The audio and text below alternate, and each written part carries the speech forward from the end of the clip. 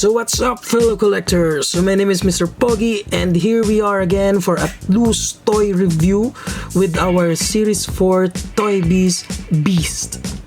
Or you can say si Henry Philip Hank McCoy. So hindi si McCoy Pondales, ito po si McCoy ng Beast sa X-Men. So for this figure, this was released way back in 2003. So Series 4 siya. So medyo matagal na rin yung figures na yon. Ito nakikita ako sa mall dati pero hindi ko pinapansin. Then bigla akong na-appreciate lang siya. Ngayon lang, lately lang. So I don't have the new Beast figure. Medyo mahal pa rin nakuhaan nun, yung sa inilabas ng Hasbro.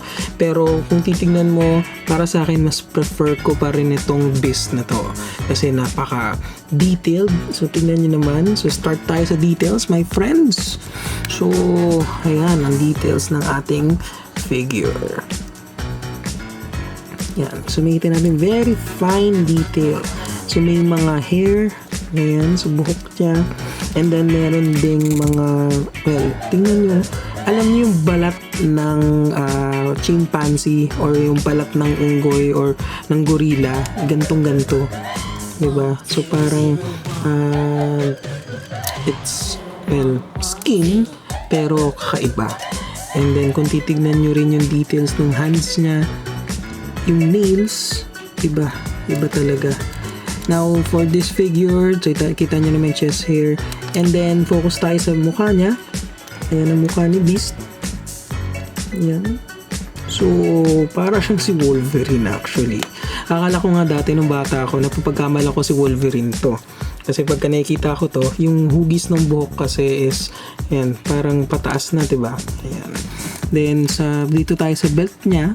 Okay din yung belt niya, oh. Detail din siya, And brief niya, actually may ganito akong brief, may pagkakulay. So ngayon ko lang napansin ang shade pala ng brief ni McCoy ay, well, parang light blue purplish na hindi ko maintindihan. At sa kuko niya sa paa, yan, sa detailed, yan, pati yung calves, yan. So isipin mo kasi, well, unggoy ito na kakaiba yan. Tapos yung sa bottom ng feet niya, ayan. So ayan, may nakalagay nga na 2003. Kung makikita ninyo. Punta naman tayo sa articulation niya. Articulation ni Beast, ito lang naman. So kung titignan natin, ayan, taas natin ng onte. So, unahin natin sa ulo. Sa ulo niya, pwede mo siyang i-rotate. Ayan. Pwede mo ibuka na. Ayan. Yung bibig niya. Ito yung kinagandaan ng Beast na to. And kung makikita niyo itong ulo, yung leeg niya nagagalaw ng ganito, pwede niyo tinginin si Beast ng ganito at pwede niyo patingalain ng ganito. Again, ito yung maganda sa kanya. Nabubuka na nasasara yung bibig niya. Yung kinagandahan. So parang pwede siya magsalita at pwedeng hindi. At kung makikita niyo rin, so add ko na lang din sa detail yung detail ng bibig niya sa loob. So try ko zoom. Yung ngipin niya kakaiba. Ayan. Yun yung pinaganda ng figure na to.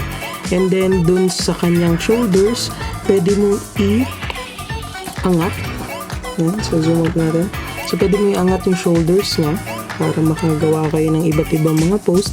Pero may mga, tingnan nyo to, parang nasira na yung detail ng buhok dito dahil pag tumatama sa shoulder niya, ayan. Tapos kapag dito naman, for this one, pwede mo i-rotate itong biceps niya. Ayan. So you can rotate biceps. And then for the,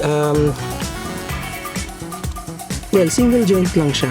For the elbows, single joint, then forearm rotation, and then we have the pivot for the hand, and then mismo dito may rotation, meron tayong articulation dito and also dito, and as well as for his thumb. Now most common ano ba, most common problem with this figure is yung thumb. So pag nagkaroon kayo nito, ingatan nyo lang yung thumb niya. Kasi sabi natatanggal to na mabilis. So ito nga medyo loose ng konti, pero okay lang naman. Wala namang problema sa akin yun. Tapos dito, wala siyang ab crunch, wala siyang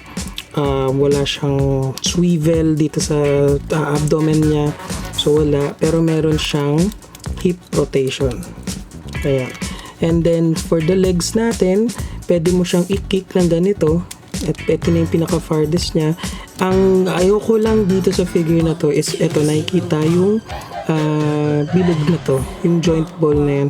So dito, para siyang pinutol, di ba? Medyo napangitan lang ako dito, pero okay lang naman, wala nang problema. Tapos may thigh rotation, tapos merong double jointed knee, and then calf rotation, ankle pivot, pwedeng galawin ng ganito, pwedeng galawin ng ganito. Ito yung pinaka farthest. Then meron tayong, ito yung na-miss ko sa Toybiz, yung sa fit. Ayan, sa Hasbro kasi wala na ngayon.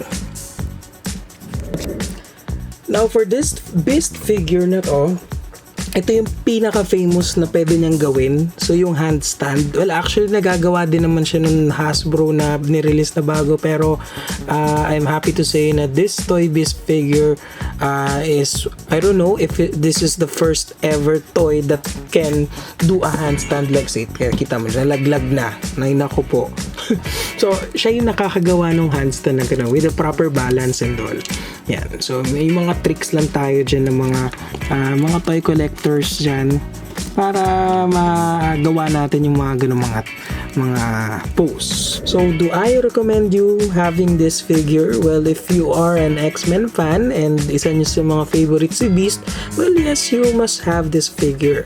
Pero for the sake naman to complete the X-Men, so you must have this figure actually. So, isa sa mga, well, iconic yan.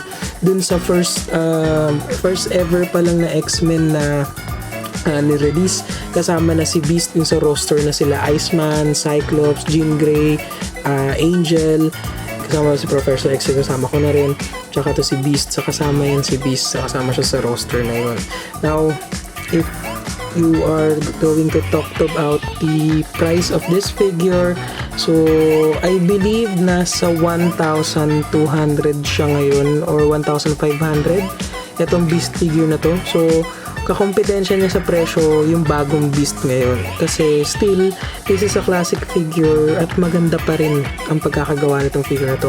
So kung compare ko naman kay Marvel Select, ako mas prefer ko pa rin to Beast figure na to. So now we're at the end of our loose toy review. So thank you for watching, guys. I hope you like, comment, share, and subscribe with this channel. At kung hindi pa kayo nakasubscribe, please subscribe po sa channel natin para makagawa tayo ng maraming mga toy reviews dyan. At para makabili tayo maraming toys. Ayan. So, ayun lang po. Maraming salamat sa panonood. Thank you. And by the way, kung pansin nyo, nagtatagalog na ako. So, may advice kasi yung friend ko na try ko rin mag-Taglish. So, eto, mas komportable din naman tayo. Dahil naman na, yan. So, mas komportable tayo. At kita mo naman na amaze si Beast. Kaya ganyan na yung post niya ngayon. So, ayun.